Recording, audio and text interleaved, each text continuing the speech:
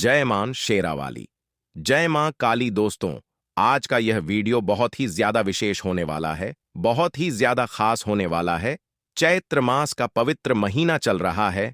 मां दुर्गा की हम आराधना कर रहे हैं।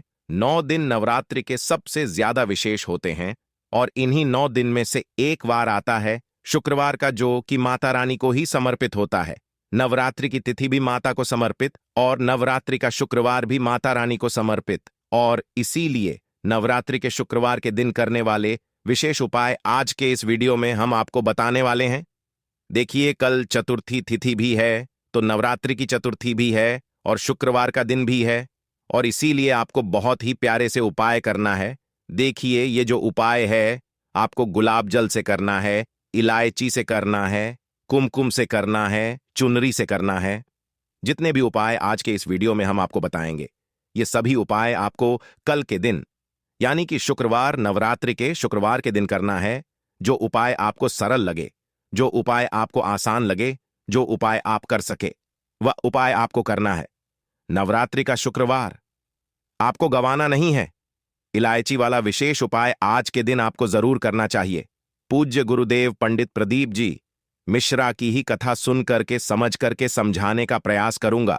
एक एक उपाय बिल्कुल ध्यान से समझना कैसे करना है, हम आपको विस्तार में बताने का प्रयास करेंगे। देखो, सबसे पहले उपाय के बारे में बात करते हैं। नवरात्रि का शुक्रवार देवी मां को समर्पित होता है और इसीलिए देवी मां के मंदिर में नवरात्रि के शुक्रवार के दिन आपको माता रानी को श्रृंगार का सामान जो है वह अर्पित करना चाहिए। किसी भी मंदिर में, आपके घर के आसपास कोई भी देवी का मंदिर हो, किसी भी देवी का मंदिर हो, वहां पर जाएं। लाल चुनरी अर्पित कर सकते हैं, चूड़ियां अर्पित कर सकते हैं, कुमकुम अर्पित कर सकते हैं, जो भी आपको अर्पित करना है। माता रानी का श्रृंगार का सामान 1 3 5 7 9 जितना भी आप श्रृंगार का सामान अर्पित कर सके आपको करना चाहिए। अगर आप शुक्रवार के दिन इस प्रकार से उपाय करते हैं तो माता रानी बहुत ही प्रसन्न होती है और घर में सुख समृद्धि का आशीर्वाद प्रदान करती हैं। बहुत ही प्यारा सा एक छोटा सा उपाय है जो कि आपके घर में शांति लेकर के आएगा। देखो, देवी मां की कृपा नवरात्रि की रात्रियों में सबसे ज्यादा विशेष होती है, तो उपाय जो भी आप करें, तो विशेषकर रात्रि में अगर जाकर के आप यह उपाय करते हैं तो सर्वश्रेष्ठ होता है, क्योंकि रात्रि में जो ओरा रहता है वह बहुत ही सकारात्मक रहता है, पावरफुल रहता है। देखिए, अब हम बात करते हैं दूसरे विशेष उपाय की। नवरात्रि की दिवरात्रि है, शुक्रवार का दिन है और माता रानी को, मां लक्ष्मी को इलायची बहुत प्रिय है और इसीलिए देवी मां के सामने आपको इलायची वाला विशेष उपाय करना है।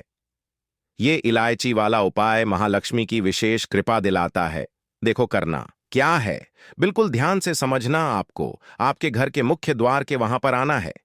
एक आपको दीपक के अंदर कपूर डाल करके और साथ में एक हरी इलायची लेना है, और इस हरी इलायची को हो सके तो घी में डुबो करके आपको कपूर के ऊपर डालना है।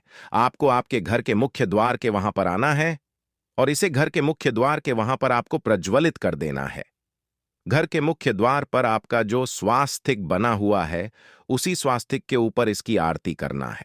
ठीक है, घर में आप देखो, साथ में आपको घंटी भी लेना है और घंटी बजाते बजाते आपको आरती करना है।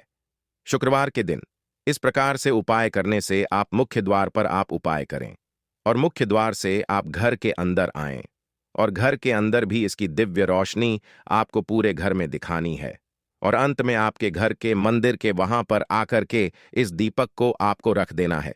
जैसे ही हरी इलायची जलती है, हरी इलायची की खुशबू से देवी मां प्रसन्न होती है।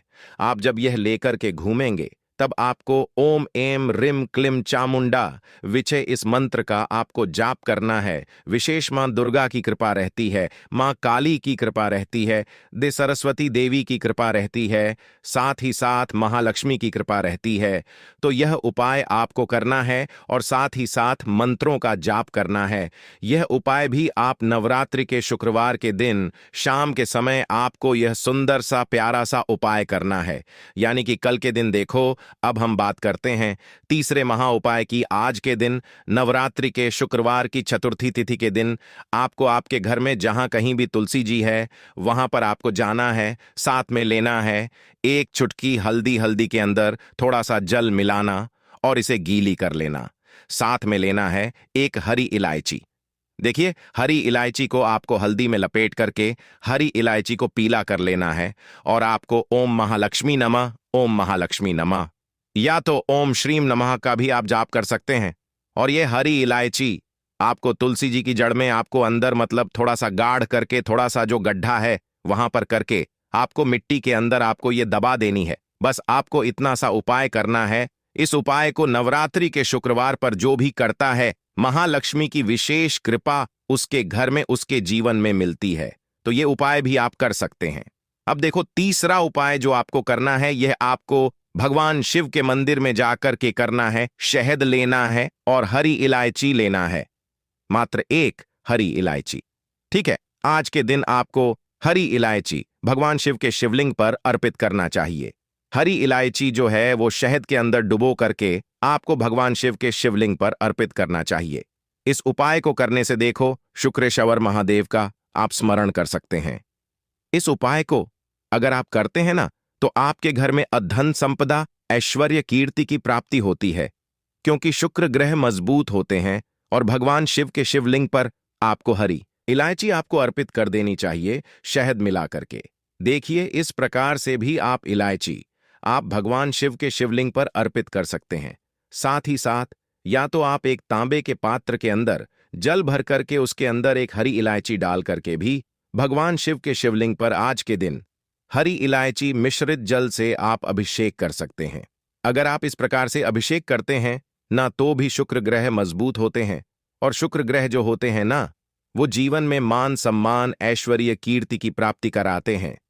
तो यह शुक्र ग्रह को मजबूत करने का विशेष उपाय है और इस मौके को आपको गंवाना नहीं है। तो इस प्रकार से भी आप उपाय कर सकते हैं। अब देखिए, अब है अंतिम उपाय जो कि आपको करना है गुलाब जल से, जो कि पूज्य गुरुदेव ने बहुत ही सुंदर तरीके से बताया है। देखो करना क्या है। शुक्रवार के दिन आपको चैत्र नवरात्रि के शुक्रवार की रात्रि में सूर्यास्त के बाद आप ये उपाय करेंगे। आपको मात्र गुलाब जल लेना है। ठीक है, बाजार में ओरिजिनल गुलाब जल मिलता है, तो आपको ओरिजिनल गुलाब जल ही लेना है। ठीक है, मतलब 2-4 बूंद भी आप गुलाब जल की ले लोगे ना, तो आपका काम हो जाएगा। देखो करना क्या है, थोड़ा सा गुलाब जल आपको लेना है। देखो, थोड़ा सा आपको गुलाब जल लेना है। साथ में आपको एक पात्र के अंदर जल लेना है। स्टील का पात्र ले सकते हैं, तांबे के पात्र ले सकते हैं, उसके अंदर आपको जल भरना है। ठीक है, अब आपको क्या करना है, जो गुलाब जल आप लेकर के आए हो, गुलाब जल की कुछ बूंद है या थोड़ा सा ज्यादा गुलाब जल भी आप डाल सकते हैं। आपको गुलाब जल पात्र के अंदर, जल के पात्र के अंदर आपको डालना है। देखो, गुलाब जल मिश्रित यह जल हो जाएगा। अब इस जल को देखो, गुलाब जल मिश्रित जल से आपको भगवान शिव के शिवलिंग का अभिषेक करना है। जैसे आप शिवलिंग का अभिषेक करते हो, तब आपको शुक्रेश्वर महादेव का स्मरण करना है। जो भी व्यक्ति गुलाब जल मिश्रित जल से भगवान शिव का अभिषेक अगर नवरात्रि के शुक्रवार के दिन करता है, तो उसका शुक्र ग्रह मजबूत होता है, जीवन में सुगंध आती है, जीवन जो है वह सुखमय बनता है। घर से जो है दारिद्र्य दूर होती है। घर में अष्टलक्ष्मियों का वास होता है। सौभाग्य लक्ष्मी, ऐश्वर्य लक्ष्मी, कीर्ति लक्ष्मी, ऐसे अष्टलक्ष्मी हों का वास होता है। और घर में धन संबंधित परेशानियां जो है वो दूर होना शुरू हो जाती है। ये जो जल है, आपको थोड़ा सा झेल लेना है। आपको ये थोड़ा सा जल झेल लेना है और उसके बाद इस जल को आप जैसे ही झेलोगे, उसके बाद आपको यह जल जो है आपके स्वयं के ऊपर इसका छिटका करना है, शुक्रेश्वर महादेव का स्मरण करते हुए। और घर में भी इस जल का छिटका करना है। जो भी इस प्रकार से उपाय करता है, घर में सुख, समृद्धि, ऐश्वर्य, कीर्ति की प्राप्ति होती है। तो ये उपाय भी आप कर सकते हैं। बहुत ही प्यारा सा उपाय है। आज के इस वीडियो में हमने शुक्रवार, नवरात्रि, शुक्रवार के उपाय बताए हैं। ज्यादा फल प्राप्त कर पाएंगे। और जब भी आप मंत्र जाप करें, पूजा पाठ करें, तो इधर उधर मत आई, शांत रहिए। हमेशा ही ऊन या कंबल के आसन पर ही बैठिए, तो आप ज्यादा अच्छे से साधना कर पाएंगे। और भूलकर भी नवरात्र में कल रंग ब्लू कलर, डार्क बेगानी, डार्क कोको कोला कलर, इस सेम सभी कलर का प्रयोग बिल्कुल भी ना करें, वस्त्र का खासकर मां दुर्गा को तमाम वास्तु अर्पित होती है, तो पहले से ही एकत्रित करके रख लेने ताकि आपको बाद में असुविधा ना हो। नवरात्र में देवी दुर्गा की साधना आराधना करते समय आपका फेस हमेशा पूर्व या उत्तर दिशा में हो, इस बात का ध्यान रखिए। और नवरात्रि में देवी की आराधना करते समय ब्रह्मचर्य का पालन पूर्ण करना अति आवश्यक है। मां में भूल से भी किसी भी तरह का गलत विचार मत लाइए। और भगवान के माता रानी के जी भी स्वरूप की आप साधना आराधना कर रहे हैं, उनके स्वरूप का मां ही मां हर समय ध्यान कीजिए। तो शक्ति की साधना का सुख फल प्राप्त करने के लिए व्रत रखा जाता है। आप व्रत रखें या ना रखें, कम से कम लहसुन प्याज मांस मदिरा इन चीजों का सेवन भूल कर भी ना करें, वरना आपको व्रत का पूरा फल नहीं मिलेगा। तो नवरात्र में वो कौन सी वास्तु है जिसे आपको जरूर खाना चाहिए ताकि माता रानी की कृपा बरसाती रहे? देखिए, माता रानी के RS 900 की पूजा नौ दोनों में की जाएगी, तो मां की हर स्वरूप का अलग मंत्र है, अलग भोग है और अलग तरीके का वो वरदान देती हैं। इसीलिए आप पहले दिन मां सेल्फ पुत्री की आराधना करेंगे, पूजा करेंगे, तो आप माता रानी को शुद्ध घी का अर्पित करेंगे भोग में। और यह गे का घी आप प्रसाद के रूप में खुद भी खाई, पूरे परिवार को दीजिए। हर व्यक्ति पूरे साल अच्छा स्वास्थ्य यानी उनको वरदान मिलेगा और वह आरोग्य को प्रताप होगी और गंभीर बीमारियों से भी रक्षा होगी। अब मां का दूसरा स्वरूप है मां ब्रह्मचारी। जब आप मां ब्रह्मचारी की पूजा करेंगे तो मां को शक्कर का भोग लगाया जाता है। शक्कर या फिर मिश्री जिसको चीनी कहते हैं, तो आप भोग लगाने के बाद प्रसाद के रूप में पूरे घर परिवार के साथ खाई। आप सभी का आयु बढ़ेगा और स्वास्थ्य भी उत्तम रहेगा, आरोग्य प्राप्त होगा, लंबी आयु प्राप्त करेंगे। नवरात्रि की तीसरी दिन मां चंद्रघंटा की पूजा होती है, तो इस दिन मां को दूध या दूध से बनी चीज अर्पित की जाती है। दूध आप चाहे तो गे का कच्छ दूध आप एक कटोरी में, चांदी की कटोरी में, कोई भी कटोरी आपके पास है तो मां को भोग लगाइए, फिर प्रसाद के रूप में खाई। आप दूध से बनी हुई कोई भी मिठाई मां को भोग लगा सकते हैं और प्रसाद के रूप में खाई कर सकते हैं। नवरात्र के चौथ दिन मां का जो चौथ स्वरूप है कुष्मांडा स्वरूप की पूजा होती है। मां की उपासना करने से कठिन रोग, जटिल से जटिल समस्या हरकत दूर हो जाते हैं। तो मां को मालपुए का भोग लगाया जाता है। अब मान लेते हैं मालपुए आपको नहीं बना के किसी कारणवश, तो अब गुड़ का भोग लगाइए, खुद भी खाई। इससे क्या होगा कि दोस्तों आपकी हर एक मनोकामना जरूर पूरी होगी मित्रों।